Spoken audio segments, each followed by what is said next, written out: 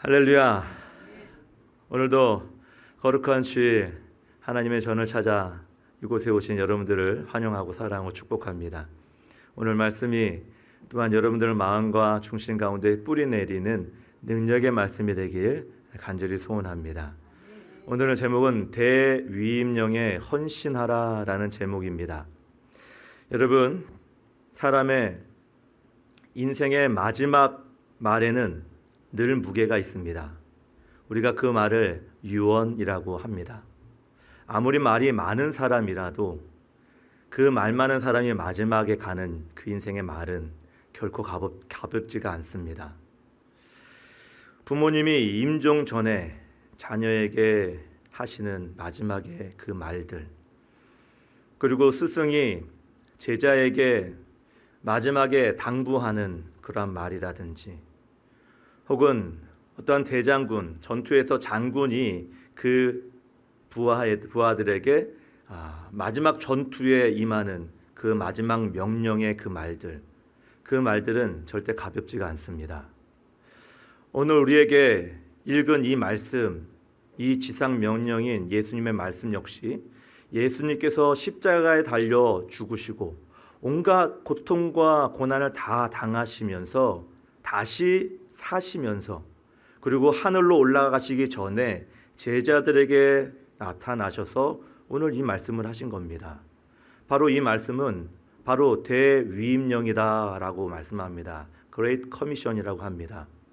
오늘 이 말씀이 바로 제자들 앞에 영광 가운데 나타나서, 그리고 세상 끝날까지 저와 여러분에게, 교회와 모든 이들에게 똑같이 붙잡아야 될 하나님의 명령이고 사명이다라는 것을 우리는 분명히 알아야 됩니다. 19세기에 중국의 허드슨 테일러라는 선교사님이 있습니다. 그 선교사님이 선교를 나가기 전에 그의 가족과 그의 민족 앞에 이런 말을 합니다.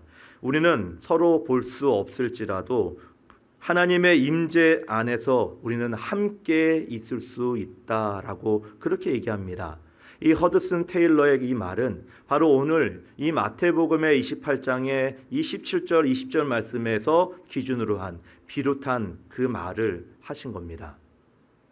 많은 사람들은 우리가 신앙생활을 할 때에 그 신앙생활의 위로나 복을 얻으려고 하는 그 마음들이 참 많죠. 물론 얻어야 됩니다. 하나님의 위로가 있고 힘이 있기 때문에 위로를 얻어야 됩니다. 하지만 하나님께서 우리에게 주시는 그 말씀과 그 위로는 그게 다가 아닙니다. 우리 하나님께서는 단지 너희가 복받기 위해, 위로받기 위해 내가 너희들을 불렀다 이렇게 말씀하시지 않습니다. 우리 하나님께서는 저와 여러분에게 그 복음을 갖고 그 복음으로 사명을 가진 제자로 우리를 부르시는 겁니다. 그러나 우리의 마음 가운데 있는 연약함도 있고 부족함도 있죠. 그러나 하나님께서 우리 가운데 함께 하신다고 하십니다.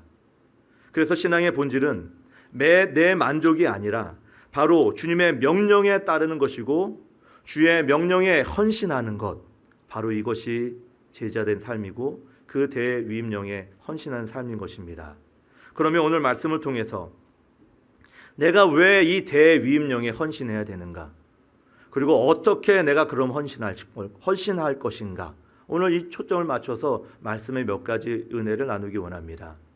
먼저 이 대위임령에 헌신하라라고 했을 때에 모든 권세를 바로 주님께서 저와 여러분에게 명령하시기 때문에 우리는 이 헌신에 우리는 앞장서야 되는 것입니다.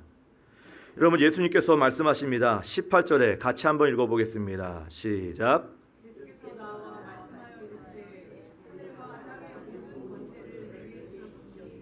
아멘.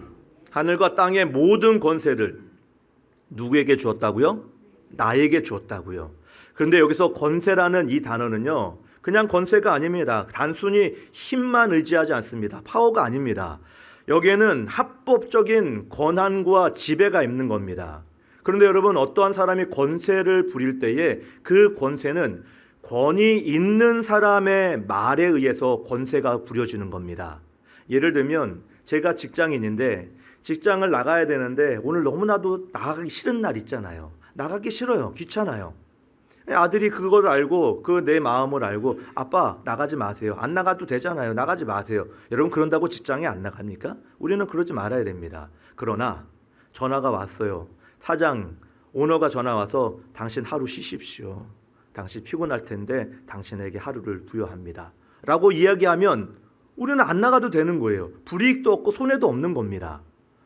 권위가 있는 사람이 권세를 부려서 우리에게 전화하면 우리는 따를 수밖에 또 없는 거죠.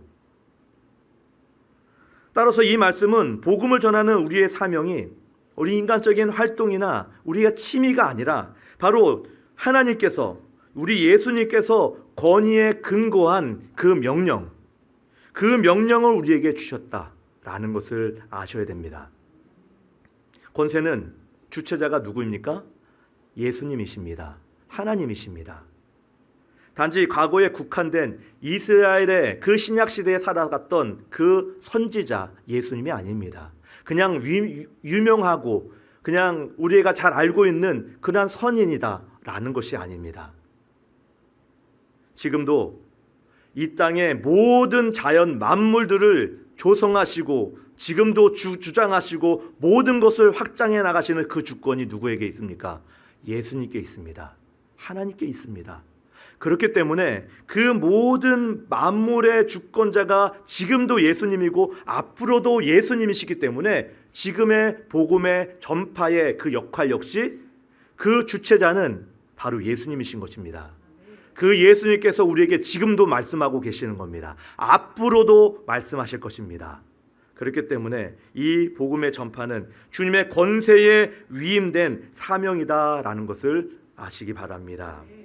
문제는 우리의 마음, 두려움입니다.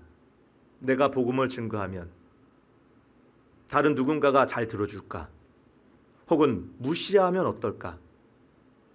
혹은 내가 연약하고 부족한데 내가 이런 것을 가능할 걸까? 한 걸까? 우리는 고민하고 내 자신 스스로를 의심합니다. 그러나 여러분 분명히 아십시오. 오늘 말씀에 주님은 말씀하십니다. 걱정하지 마라. 이 사명은 내 권세로 너에게 보장된 것이다 라고요. 여러분 보험 하나 둘 다 들고 계시죠? 여기에 혹시 실보험 안 드시는 사람 있습니까? 저는 안 들었는데 여러분들 실보험 안 든 사람 아마 없을 겁니다. 혹은 자동차 보험 안 드신 분 있습니까? 아무도 없습니다. 집안에 혹은 화재 보험이라든지 혹은 건물에 어떤 보험들 이런 거 다 들어놓습니다. 왜 그런 보험을 들어놓습니까? 불안한 겁니다. 어떠한 일이 있을까? 그 불의의 사고에 그것을 보장받아야 되는데 그 보장을 어떻게 받느냐? 우리가 그 미리 보험을 들어서 거기서 보장을 받는 삶이죠. 그러면 마음이 어때요? 안심하고 좀 뭔가 불안하기보다는 좀 안전하다라는 느낌을 받는 겁니다. 여러분, 우리의 모든 보장을 갖고 계신 분이 누구시냐? 예수님이십니다. 왜? 오늘 말씀에 하늘의 땅의 모든 권세를 누가 주셨다고요? 예수님께서 누구에게? 나에게. 그렇기 때문에 그 어떠한 보험보다 그 어떠한 보장보다 만물을 주장하시는 그 예수님이 나와 여러분에게 보장을 하시는데 여러분 그것이 얼마나 안전한 일입니까? 따라서 우리가 전도할 때나 선교할 때나 봉사할 때 헌신할 때 여러분 내 열심에서만 우리가 그 일을 하게 되면 나도 모르게 지치게 되고 나도 모르게 그 일을 내려놓을 수밖에 없습니다. 그러나 하나님께서 하나님의 권세로 나에게 그 일을 맡겨주셨다. 그리고 그 명령은 하나님의 귀한 명령이다. 보장된 명령이다 라고 한다면 우리는 다시 힘을 얻고 다시 능력을 얻을 수 있는 것입니다. 어느 병사가 장군의 직접적인 명령을 받고 그 명령을 가지고 군대에서 행할 때에 거칠 것이 없는 겁니다. 그 명령은 대장군의 명령이기 때문에 누구에게나 다 적용되는 겁니다. 우리 지금도 현실의 대통령의 그 위임을 받게 되면요. 아무리 나보다 지위가 직책이 높은 사람이라도 그 대통령의 위임을 가지고 이 명령을 행하면 높은 사람이라도 따라야 되는 겁니다. 각 나라에 보면 여러분 대사관이라고 있잖아요. 그 대사관은 바로 그 한 나라의 모든 권한을 그 한 곳에 집중해서 그곳에 살고 있는 우리의 민족들을 보장해주고 또 어떤 일이 있을 때 해결해 줄 수 있는, 그래서 나라의 모든 권한을 가지고 그곳에 나가 있는 것 아니겠습니까? 우리가 복음을 전할 때 우리는 주님의 권세와 우리가 함께 있다라는 것을 절대 잊지 마시기 바랍니다. 로마의 과거 그 제국의 황제는 세상의 주다라는 그런 호칭을 받고 그런 말을 들었습니다. 그런데 아무리 그 모든 이 나라를 그렇게 다스리는 그런 로마의 황제라고 할지라도 바로 세월 앞에, 무덤 앞에 다 무너져 버린 그러한 인간들 아닙니까? 하지만 우리 예수님의 권세는요, 여러분, 빈 무덤에서 시작됐습니다. 그리고 지금도 그 예수님의 그 권세, 그것은 지금도 우리 가운데에 임하고 있고 앞으로도 똑같이 그 영향력은 행사될 겁니다. 이 사명을 가지고 우리가 날마다 힘을 얻으시기 바랍니다. 그래서 우리는 우리에게 그 권세를 부여하시고 그리고 그 대위임령의 부르심을 받은 사람이 저와 여러분들입니다. 구약에서도 이런 명령을 받은 사람이 있습니다. 대표적으로 이사야 6장에 보면은 바로 부름장이다라고 이야기하죠. 6장의 8절에 보면은 이렇게 말씀합니다. 같이 읽어보겠습니다. 시작. 내가 또 주의 목소리를 들으니 주께서 이르시되 내가 누구를 보내며 누가 우리를 위하여 갈꼬 하시니 그때에 내가 이르되 내가 여기 있나이다 나를 보내소서 하였더니 할렐루야 아멘. 하나님께서 나를 위해서 누가 갈까라고 하시는 이 말씀에 이사야는 지체 없이 주님 내가 여기 있습니다. 나를 보내주십시오 라고 담대히 얘기했던 이 이사야 말처럼 여러분 이 고백이 이사야의 고백뿐만 아니라 저와 여러분의 고백이 되길 간절히 원합니다. 어떠한 성도가 예배 시간에 선교 헌금을 냈는데 무명으로 냈어요. 그런데 그 무명으로 낸 봉투에 이렇게 적혀 있는 겁니다. 주님, 저는 그 나라 그 땅에 못 갑니다. 다만 제 물질, 제 지갑은 갑니다 라고 이렇게 적었습니다. 여러분, 그런데 그 문구 안에 예수님께서, 우리 하나님께서 뭐라고 대답하실까요? 야, 지갑, 물질만 가지 말고 너도 같이 가자. 너도 같이 가라. 그렇게 말씀하시지. 그래, 좋다. 물질, 그래, 물질만 보내라. 이렇게 말씀하시지 않습니다. 우리는 다 같은 공동체로 하나님의 이 대위임 명령에 앞장서서 교회가 복음을 증거하며 같이 가고 선교를 같이 하며 공동체로 함께 나가는 그러한 교회인 줄 믿으시기 바랍니다. 대위임령에 헌신하라라고 했을 때 두 번째는 바로 모든 민족을 제자로 삼아라라고 명령하셨기 때문에 우리는 이 명령에 따라야 되는 것입니다. 오늘 말씀 19절에 다시 한번 읽어보겠습니다. 시작. 그러므로 너희는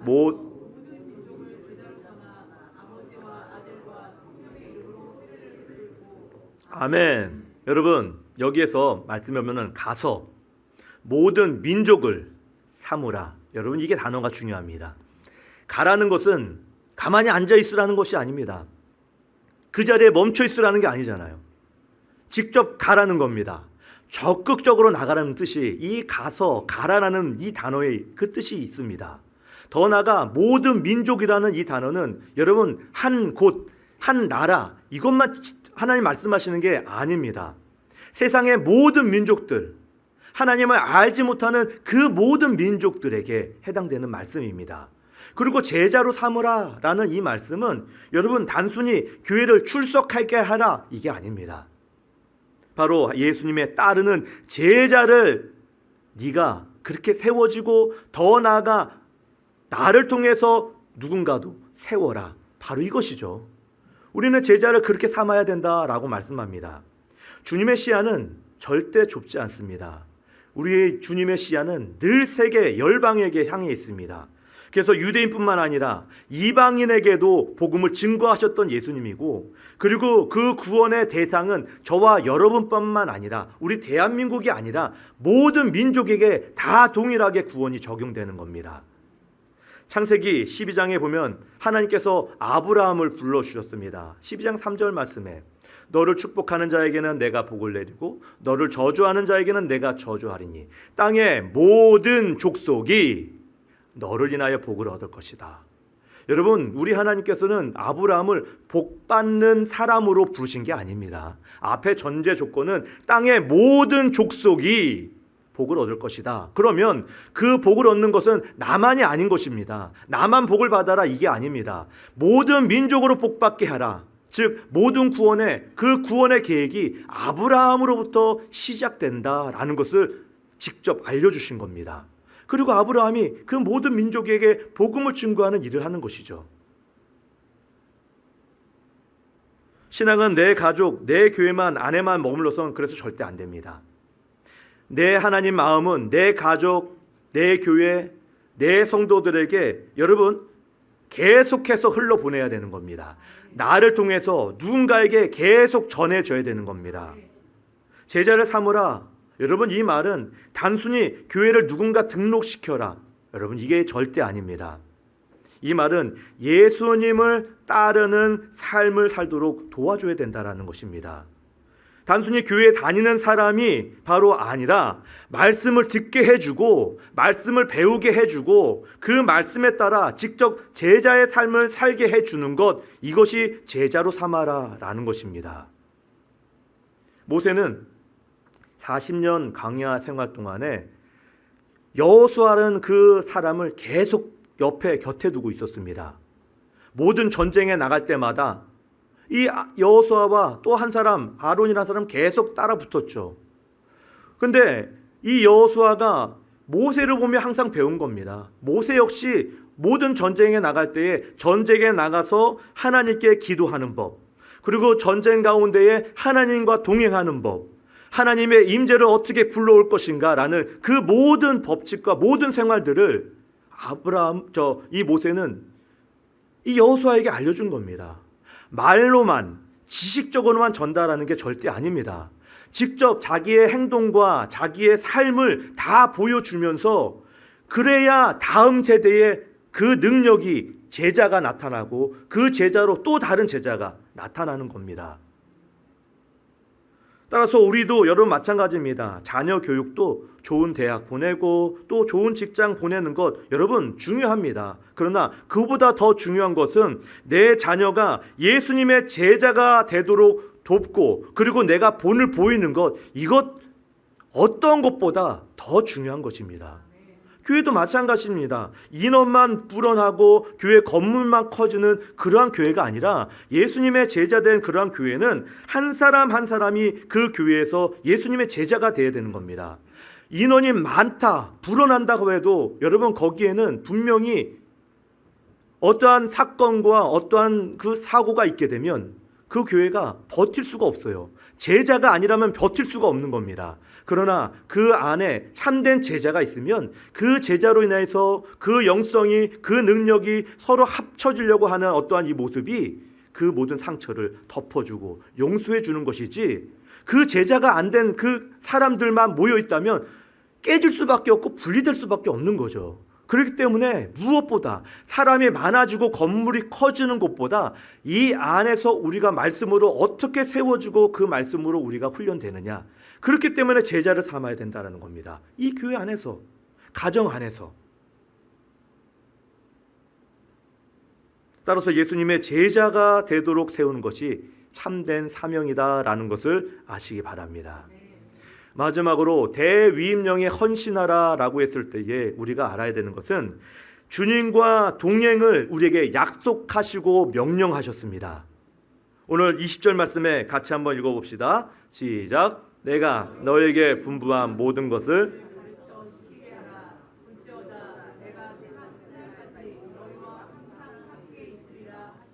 아멘. 내가 세상 끝날까지 너희와 항상 함께 있으리라. 여러분, 내가 너희만 따로 보내지 않겠다.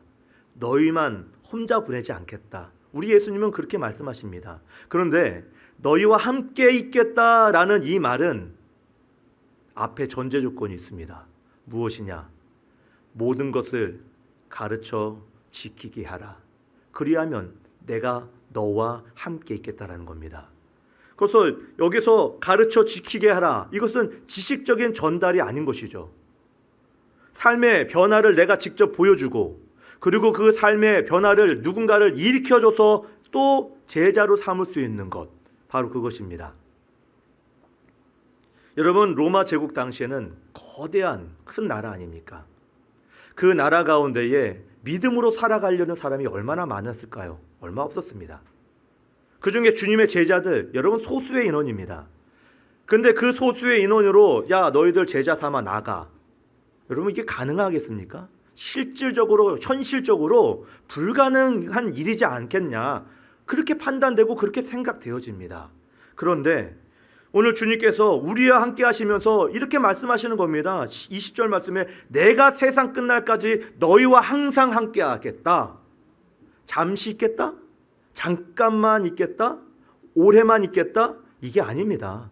내가 계속 항상 함께 있겠다라고 말씀을 하시는 겁니다. 그래서 우리가 복음을 전할 때, 우리가 헌신할 때 내 힘으로 가는 것이 아니라 주님과 동행하면서 주의 약속을 믿고 나갈 때에 성령님께서 인도하셔서 우리를 이끌어 가시는 겁니다. 다니엘의 세 친구 아시죠? 불구덩이에 들어갔을 때에 세 사람만 있었습니까? 아닙니다.